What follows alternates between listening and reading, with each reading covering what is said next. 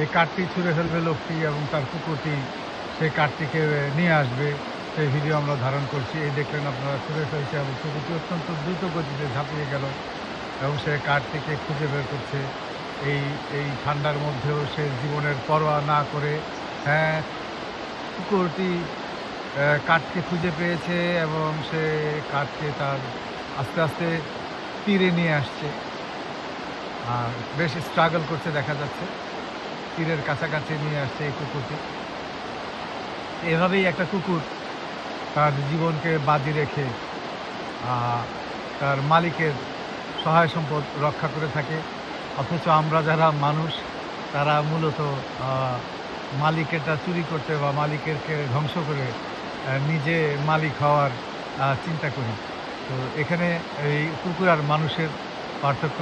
তো আমার কাছে মনে হয় যে এই ক্ষেত্রে মানুষের চেয়ে কুকুর হওয়াই শ্রেয়।